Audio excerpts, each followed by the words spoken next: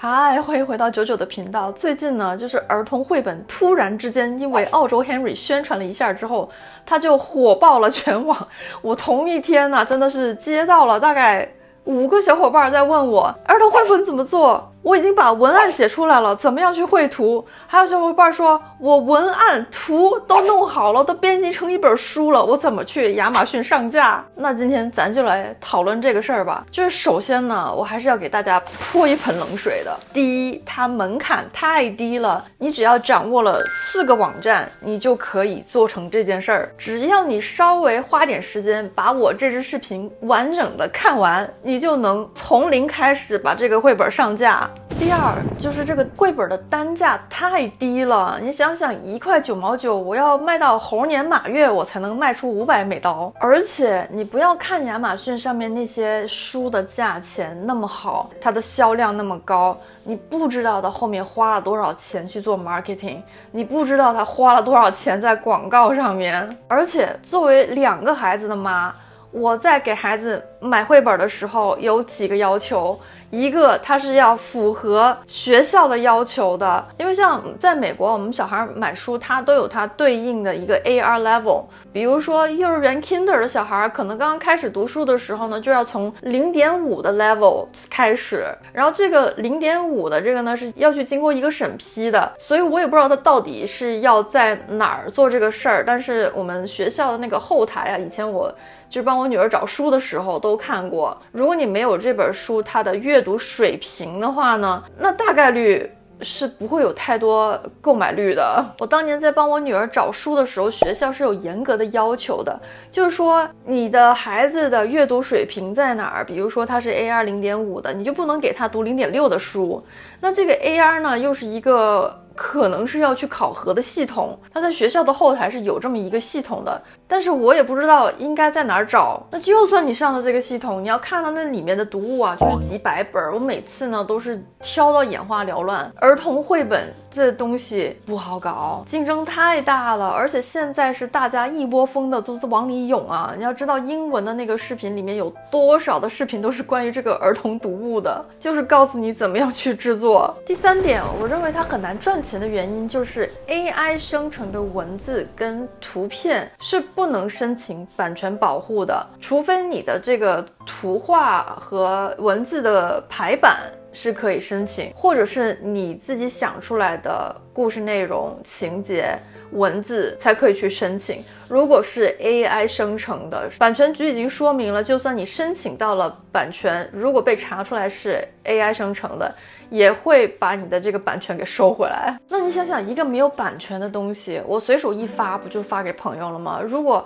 这个故事真的特别好看，它如果不受版权保护的话，那你花这个时间，就是说是可以用来学习，但是呢，不要放太多的精力太钻研这件事儿。第4点就是去亚马逊卖书，对卖家也是有要求的。那我作为一个在亚马逊卖货多年的小卖家呢，我是很容易去做这件事情，但是你可能就要有一个非常漫长的学习过程了。但是我是非常鼓励大家来学习跟探讨这个技能的，因为你学过的每一个技巧、技能、工具都会在你未来的不知道某一个时间点跳出来帮到你。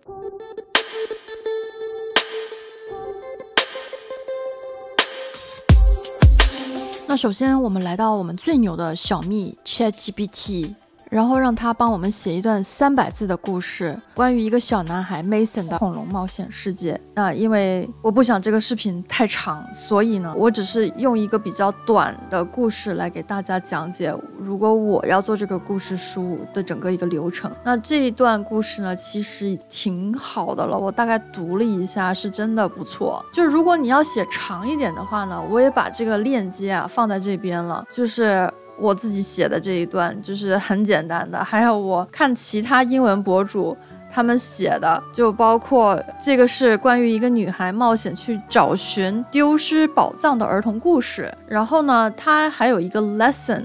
的意思就是说让你的孩子能够学到什么。 You can achieve what you put your mind on， 那就是你可以实现你自己的想法，并让它做成一个6页纸的故事书，而且是要令人兴奋和有趣的。那这个6页呢，不一定6页，就比如说如果你要做那种 paperback 的，paperback 的是要24页纸啊，这都是它的一些书籍的要求。如果是 hardcover 硬壳纸的呢，是要75页。所以我接下来所说的事情就非常重要了。还有另外一个我找到的一个非常好的想法呢，就是它呢要适合某个年龄段的，然后也是要有故事的主旨，是要提醒孩子们永不放弃，认真工作一定要有回报。回到我们的 ChatGPT， 那我们先还是以这个最简单的故事举例好了。那我会怎么做呢？第一个，我会让它 translate the story into English。首先，因为我要在亚马逊上架，那英文还是一个最主要的语言，我会可能有中文的翻译在这个页面上面，但是由于 Midjourney 的 prompt 它只接收英文的，所以我会先把这些每一个场景每一个段落我都会把它先翻译成英文的。之后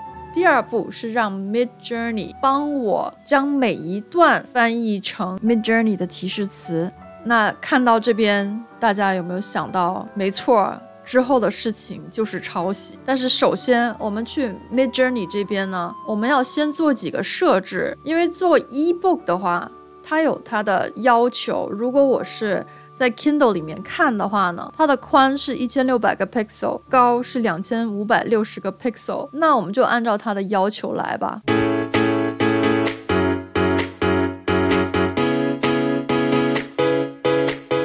首先我们要做一个设置，先打斜杠 prefer suffix，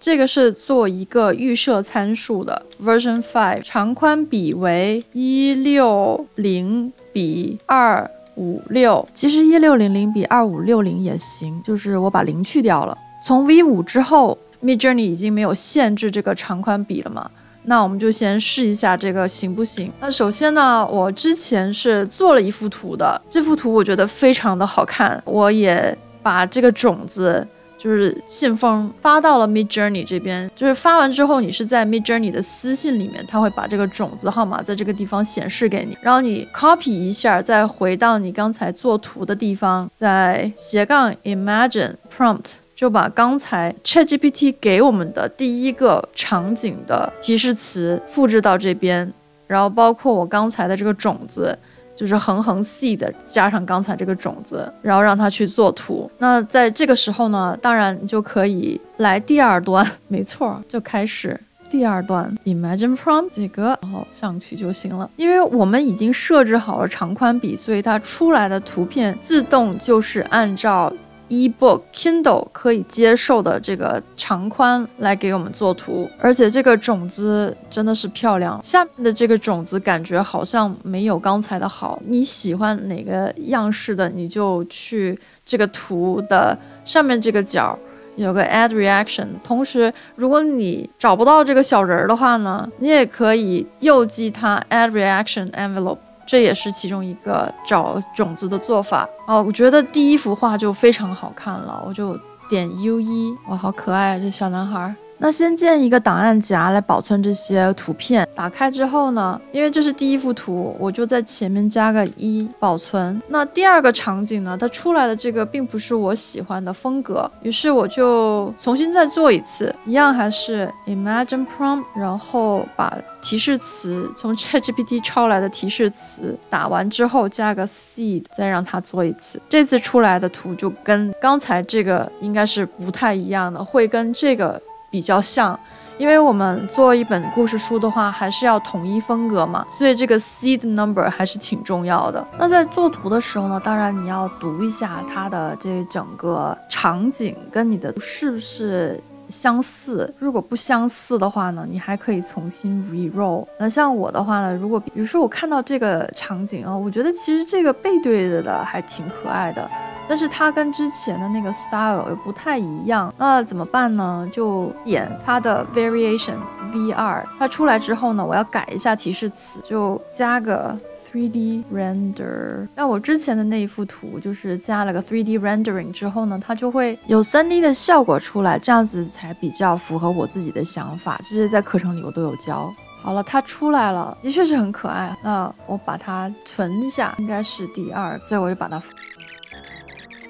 那这个就是第6幅图了，这样我们就完成了作图。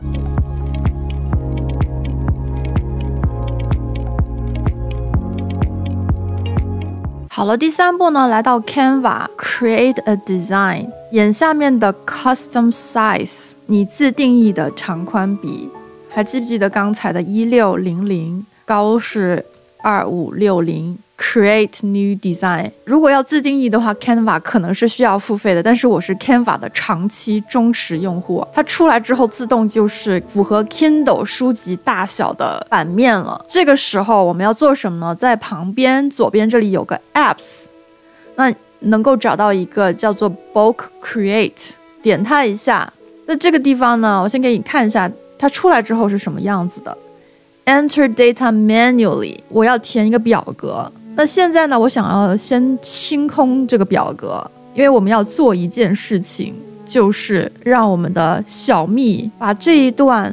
copy 完了之后呢，列在一个表格里面。Can you put each paragraph into a table？ 好了，它出来了，那我就把这个表格呢复制一下，然后回到 Canva 这边。在这里 paste， 你就能够看到了，这边是有个 description 的，但是其实这个 description 呢，我们应该是放在这里，所以我要把它 delete row， 然后在这个地方呢，一定要给它起个名字 English Story， 记得一定要起名字，要不然它找不到的。这个时候我们先做一次给大家看一下，先点 done， 然后在旁边找到 text， 就点一个 heading 好了。这个时候呢，我们先把这个文字大小调整一下，我可能要把它放在中间一点，在这个位置。然后要调整一下字体。那像我的这些图画都是底色比较暗沉的，所以我是需要一个白色的文字。我就要在刚刚开始的时候把这个文字的字体调好了，这样呢我就不用每一个再去调整了。在上面 A 就是这个文字，点一下 A。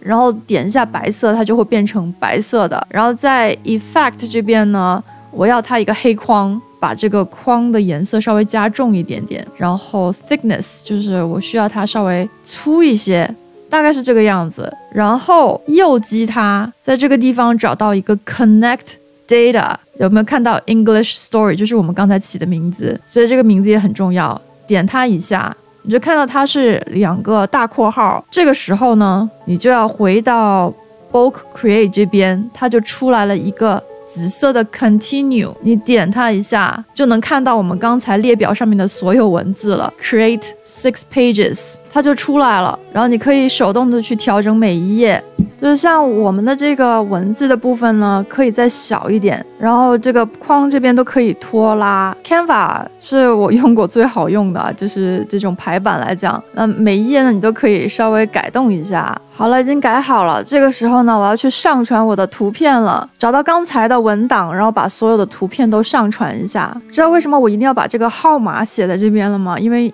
等你真的去上传的时候呢，你是不会记得到底哪幅图是跟着第几页的。所以在第1页的时候，我知道说要找这个绿绿的图，就是这个，点它一下，右击 Set Image as Background。好，第2幅图是这个小孩，点它一下，右击 Set Image as Background。第3幅图是这个，找到这个图，右击Set Image as Background。 看到这个文字稍微有一点尴尬的时候，你可以拖动。就像这个因为是白底的，所以呢我还可以改动它。在 Effect 这边我不要这个那么白，然后呢我在 Transparency 这边可以把它稍微改的透明一些，那就能够看到这个小孩的腿跟恐龙的腿了。继续做图。第4幅图是这幅，点它一下，右击 Set Image as Background， 这个可以放在中间的位置。文字的排版是你可以自己随意啊。第5幅图，右击 Set Image as Background。 最后一幅图，这个点它一下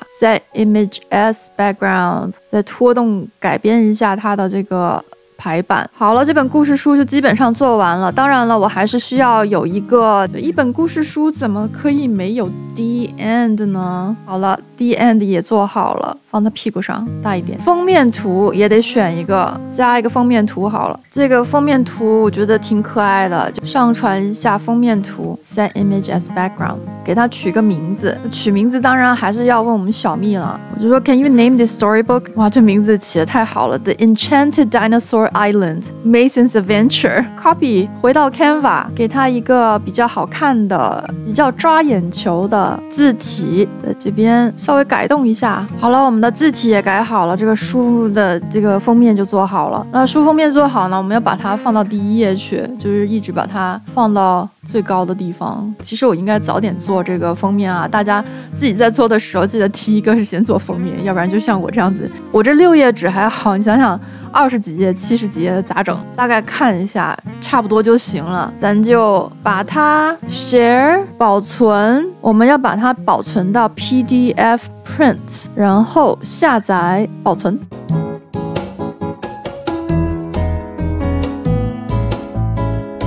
那来到最后一步要上架了，首先呢，你要去 KDP.Amazon.com，KDP 呢就是 Kindle Direct Publishing， 直接 sign in， 因为我已经申请做卖家了。那这个申请的过程呢，我就不多说了，你要有美国的报税信息，因为你卖货的话，在美国你没有一个税号是基本上卖不了啥东西的。你看到我之前有一本已经上架了，虽然应该是没有人在买了但是它已经上架了。我第一件事就是 create 点 Kindle ebook create ebook， 那它是英文的 book title 呢，把我们刚才抄的这个小蜜给的书名写在这儿 ，subtitle 不用写哈 ，edition number 也不用写 ，primary author of contributor 那就是我，把你的名跟姓都填，这是名儿周周。姓我就写了个 Z。Contributors 呢，就是说除了你自己做图之外，还有没有谁？我很想填 ChatGPT， 暂时先不要填吧。Description 这个时候重新回到小蜜，直接问他 Can you write a book description for Kindle？ 能不能帮 Kindle 的书籍介绍写个描述？我发现 GPT-4 挺墨迹的，就是他写的这个文章已经比我的书的内容要长了，好吧，直接 copy publishing rights， 我是没有 rights 了，所以我还是说 this is a public domain work， 因为这个是 AI 做图的，我还是不要教坏大家，就是我没有 copyrights， 我也没有在版权局能够申请到任何，所以我是比较诚实的。Keywords 好，我把他的要求再交给小蜜，他让我找7个 keyword， 他就直接把这7个关键词给我找出来了，我就逐个 copy 就好了。还好只要用到7个，再多一点的话，我就要用到自动化工具了。那如果大家对自动化工具感兴趣的话，记得留言啊，我不知道要不要做一集是关于这个自动化工具的。下一个 categories， 它是属于哪一个范畴的？那我就是 fiction 吧 ，general。Action Adventure 就它了，随便选的啊。这个 Age and Grade Range 呢，就要稍微去查一下你这本书，其实也不用查了，就直接问小蜜这本书适合多大的小孩，他就直接告诉我了，6到12岁。好，6岁到12岁 ，Save and Continue Done。在这个地方呢，就是。Upload ebook manuscript 就把我们刚才这个 PDF print 放进去，他会问你说这个不太合适，但是呢没关系，我们就 continue with PDF， 因为我们现在的目的是尽快上架嘛。好了，已经上传好了，大概用了几秒钟的时间吧。那他说 Kindle ebook cover 我自己 upload 我自己的，那他有要求啊，这个文档是要 JPEG format， 那我们就回到 Canva。在这一页第一页呢 ，Share Download， 把这边选成 JPEG， 只要第一页就选 Current Page Page 1 Done， 下载保存，回到 Kindle。Upload 你的 cover， 你的书皮儿，书的封面，好了，已经保存好了。这时候可以看一下 Launch Previewer， 那就是能够在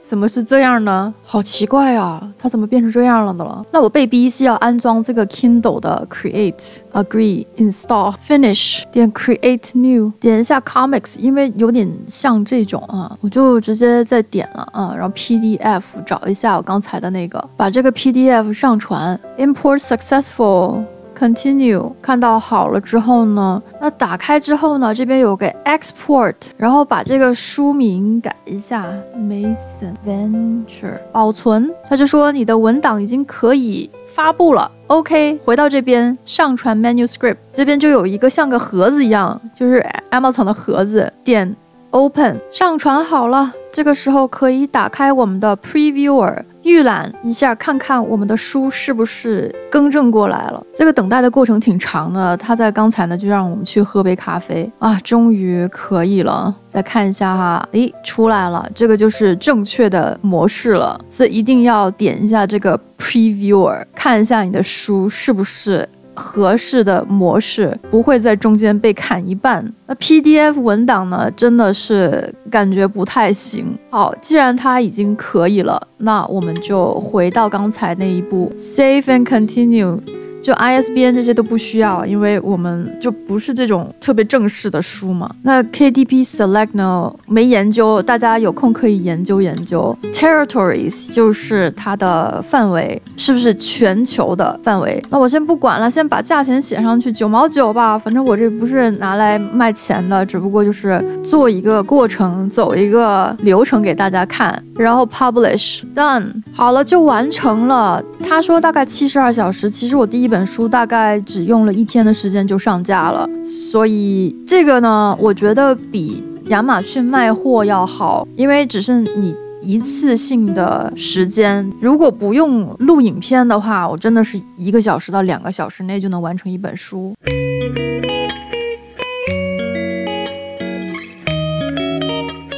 那其实还有4点是需要注意的，因为这个事儿呢，我觉得当一个兴趣爱好来做的话呢，是真的非常好玩。你也可以让你的孩子来跟你一起做这件事情。但是记得，就是 ChatGPT 把文案写出来之后呢，最好还是用你自己的语言去改变一下，要不然是申请不到版权的。那 AI 作画呢，做图呢是申请不到版权的，但是排版是可以的。所以就是最后这一步在 Canva 里面完成的，你是可以去申请一个 copyright。再来就是要检查一下语法对不对，就是像我在检查的时候用 Grammarly 嘛，然后就发现 ChatGPT 它还是会有一些语法上面的错误，比如说 was 它就变成了 were。再有一点就是要查一下有没有 plagiarism， 就算你让 ChatGPT 写了这篇文章，或者你自己改编了之后呢，你还是要查一下你的文章在之前是不是已经有人曾经发表过。那最后一点呢，就是你写的这本书它适合什么样的一个年龄段，其实不能太广，最好就是非常集中的在某一个年龄段，比如说0.5，就是那种小屁孩的书，因为就是我发现1以下特别简单的那种书啊，真的挺难找的。如果你要去申请 AR level 的话，也可以问一下 ChatGPT， 但是我在这儿就不延伸了。那少不了的还是要卖一下自己的课程啊，我的课程跟我的视频一样，都是干货满满，而且每个礼拜都在涨价。只要你购买1次的话呢，那以后这里面的内容全都是可以观看的，包括我以后再加进去的视频，所以现在购买就是最佳的时机。那最近呢又出了很多的东西啊，我现在就是真的招架不过来了，我感觉我的时间是完全不够用。那 Run Diffusion 那边呢又给我发了一个特别好看的视频，